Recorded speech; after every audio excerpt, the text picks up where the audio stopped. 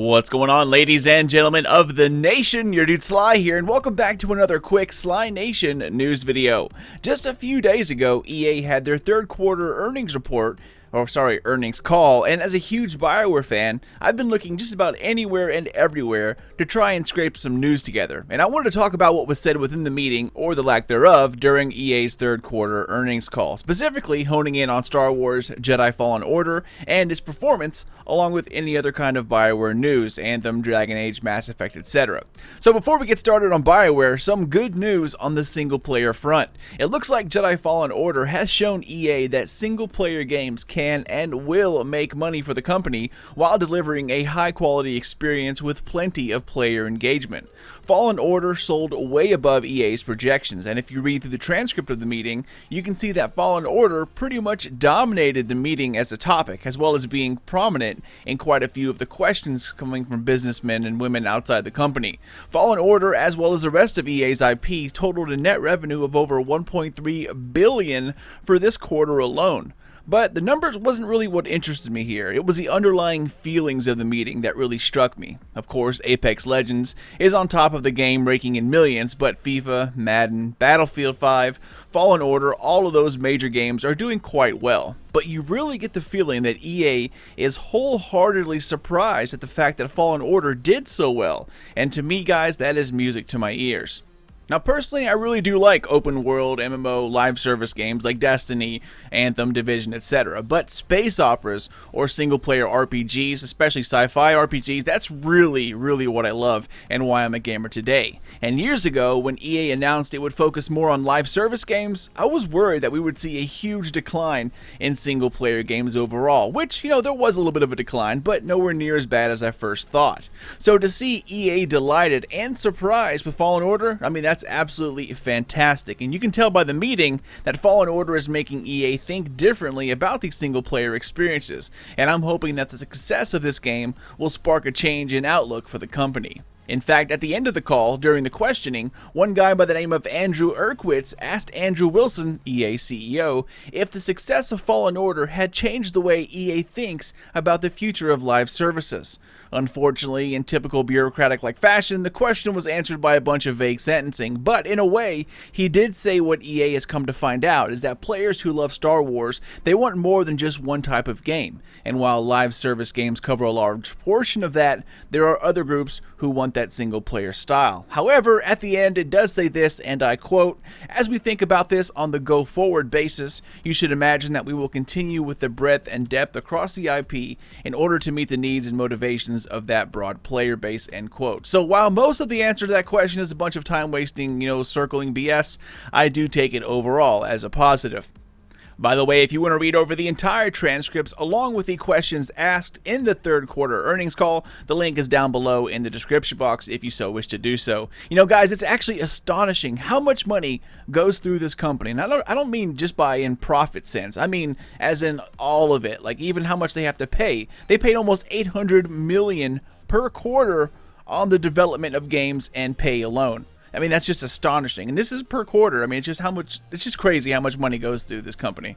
But anyways, the last Star Wars thing I wanted to touch on has to do with Jedi Fallen Order and its DLCs. The question, oddly enough, came from a dude named Ryan G from Bank of America of all places. I don't know, maybe he's a fan. But anyway, as a quick paraphrase, he asked if there was any kind of plan in place to generate more revenue from Fallen Order by way of live service or DLC.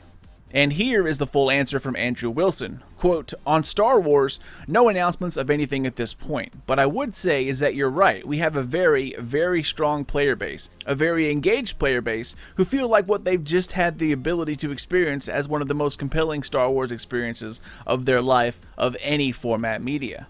I would also highlight it is a single player game, so any kind of live service or additional content would be different than what we would see in an Ultimate Team or an Apex Legends. But this team who is working on this is one of the most creative teams in our company and certainly in the industry who are thinking about where to take this journey next for players and that love this style of play," end quote. So once again, no real hardcore DLC announcements, but it does seem like Respawn is working on something for the game. And if I were to put my full hat on here, it might be an expansion for the game, or perhaps even like a part 2. Cal Kestis was finally just learning all of his powers at the end of the game and has much more growing ahead of him. Respawn could reuse all of those amazing assets they had in the game to tell a different story on another planet or expand on one of these planets. I mean, who knows? So if I were to guess, instead of like small DLCs, I think if we do see something from Fallen Order, it's going to be on a larger scale, such as an expansion of the game or perhaps even a full-blown sequel.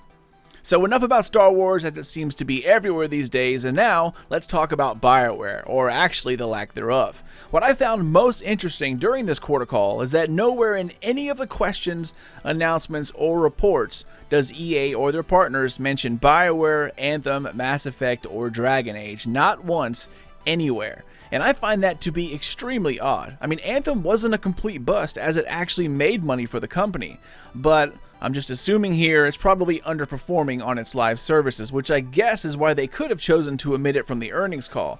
But even when they talk about the next quarter or the next fiscal year, they mention new consoles, new games from other studios, but nothing from Bioware. I mean, one would think that if Bioware is indeed doing a remake of Anthem, or like a rehashing or whatever, that would be big news for its subscription service, especially for Premiere. But again, nothing was talked about, nada, zero. We know Dragon Age isn't due out until 2020, and according to rumors, there are more people working on Anthem now than there were a year before launch. So wouldn't a relaunch of such a large game be big news? So either this relaunch isn't happening, or plans have changed, or it's not coming out for quite some time, aka, a year plus. And that probably also means Dragon Age will be pushed back as well if so many people are working on Anthem, especially if it's going to take more or longer than rumors have it. It's important to remember though, guys, none of this is official, and I'm just reading the wind from the investors call. I myself haven't heard much from Bioware in a very long time, and that has long been one of Bioware's Achilles heel. They don't share very much, which in this day and age, gamers want to be in the know. They want to participate way more than in the decades past. But perhaps it's for the best. I mean, maybe it's best not to know until everything is set in stone. So the takeaway from this earnings call is both fantastic and a bit worrisome. Fantastic, as it seems like EA's all-in live service now and forever mantra might be breaking down a bit at the success of Fallen Order, and the CEO said he was excited by what the team has come up with. Team as in Respawn, so it seems like something is indeed in the works. However, worrisome, as it seems like my favorite development studio is still a bit of a limbo, and not even mentioning the word Bioware or Anthem or Mass Effect or Dragon Age during their earnings call, that just seems a bit odd to me. So we'll have to wait and see, but that's really about it, guys. Once again, the link for the earnings call is in the description box if you wish to read it and check out all of the questions. Also, here's hoping we'll hear something about Anthem in the coming weeks, as people are becoming a little bit antsy, myself included. But I am out of here, y'all. As always, thank you for watching and for supporting Sly Nation. Feel free to check me out on Twitter or Facebook at Sly Nation or Sly Nation Gaming over on the FB.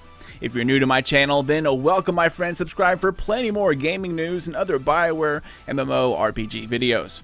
Spank the thumbs up or down if you liked, loved, or hated the video, and comment down below to let me know your thoughts on it as well. Take care, y'all, and keep those eyes open for more videos coming out here soon. But until then, this is your dude Sly, and I'll catch you all next time.